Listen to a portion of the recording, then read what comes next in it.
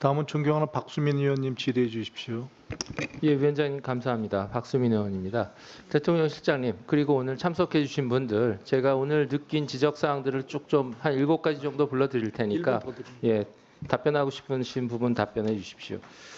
강훈식 실장님 아까 인사 말씀에서 취임 당시 필기도구와 컴퓨터는 물론 직원 한 명 없이 무덤 같은 곳에서 출발했다 이렇게 말씀 주셨는데 제가 알기로는 김대중 정부가 끝나고 노무현 정부가 시작할 때 하드디스크는 있었답니다.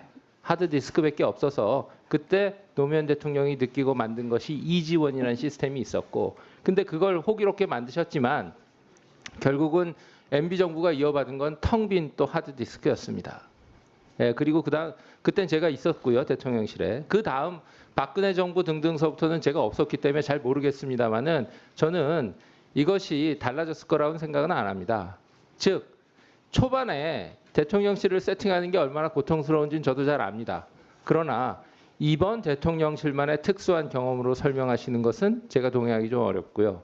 이것을 아예 제도적으로 좀 풀어보십시오.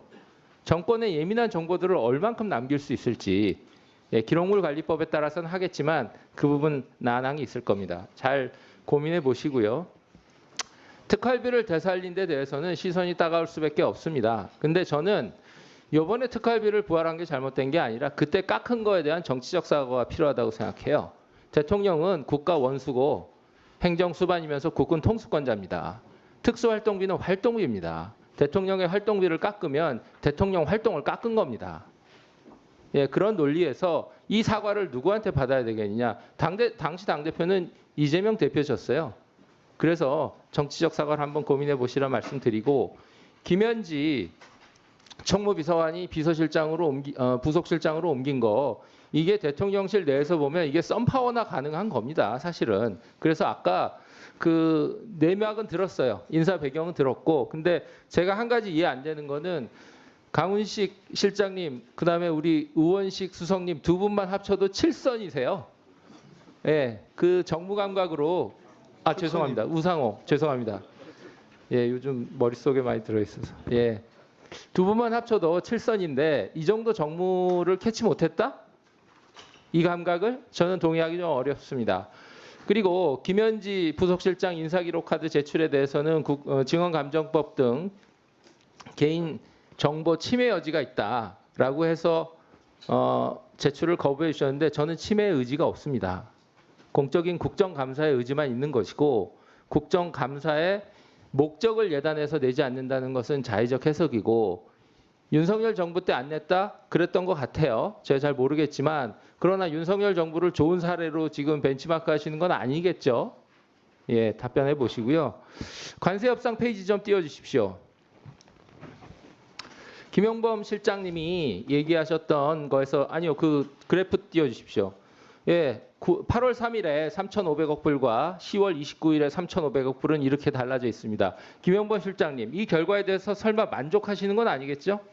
저희가 말씀드렸지만 그 상황 내에서 최소한의 그 안전장치들 다중의 안전장치를 마련했다는 말씀드립니다. 2천억 불이 총괄인데 아니 근데 결과에 대해서 연도별로. 만족하시냐고요? 이거 다 얘기했던 겁니다. 세세한 건 저도 다 아니까. 나중에 더 추가로 말씀드리겠습니다. 알겠습니다. 그리고 그 대통령 실장님, 비서실장님, 이진숙 위원장 체포권 언제 보고 받으셨습니까? 저는 체포된 다음에 보고받았습니다. 아니요, 그 경찰청에서 보고했다던데. 직전에 맞습니다. 보고됐는데 예. 그게 제가 저한테 보고된 거는 그 보고 제 기억으로는 4시 정도 될 텐데요. 한 15분 정도 전에 제가 마지막 보고를 들었습니다. 근데 왜 그 견제 안 했습니까? 제가 보니까 굉장히 거칠고 문제가 많은 공공연 집회기나 제가 위증도 걸려 있고 지금 행안위에서 제가 징계까지 요구하고 있는 차제고 저는 그냥 객관적으로 보려고 그래도 6차례 해서 잡혀간 줄 알았어요. 근데 6차례 출석 요구 자체가 규정에도 맞지 않고 상식에도 맞지 않습니다. 이거는 당연히 견제했어야 되고 견제가 안 된 그 정치적 부담은 다 대통령한테 가 있습니다. 실장님 정도면 이거 견제하셨어야죠. 네, 이따가 답변 예, 이따 답변 주시고요. 드리겠습니다. 예. 자, 마지막으로 38시간에 대해서 그 표 좀 주십시오.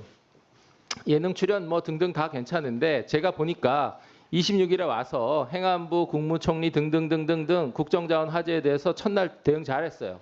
아무 문제가 없더라고요. 제가 행안위에서 다 따져 보니까. 근데 분명한 거는 27일 부터 27일 38시간이에요. 48시간 아니고 텅 비어 있습니다. 이때에 대해서는 제가 좀 듣고 싶은 게 있으니까 마이크 1분 더 드리겠습니다. 예, 넘겨 주십시오. 마지막 요거만 다음 페이지 주세요. 다음 페이지 띄워 주십시오. 예. 27일 대통령 일정과 대국민 소통이 비어 있다는 건 제가 팩트 체크를 했고 저는 두 가지 아쉬움이 있습니다. 첫 번째 28일 10시 50분에 실제 회의가 있었느냐? 이건 한번 답변 주시고요. 그리고 설명하면 될 일이었어요. 저도 대통령실 근무했지만 대통령실에 싸움을 안 겁니다.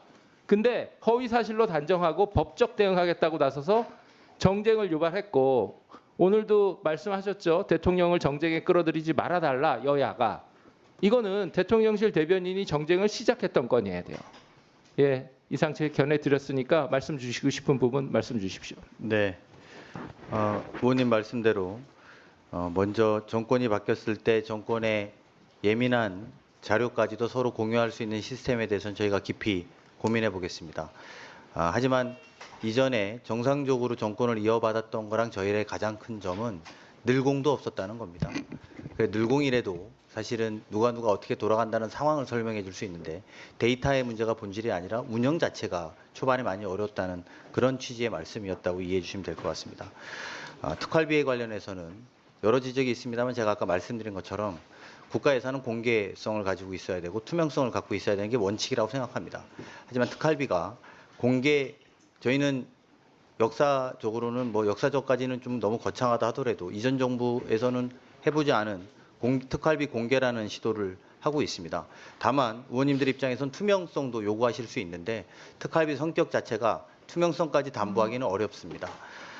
아울러 김현지 실장이 총무비서관이 부속실장으로 가는 과정에 7선이나 되는 사람들이 왜 그걸 못 막았냐 이렇게 말씀하시는데요.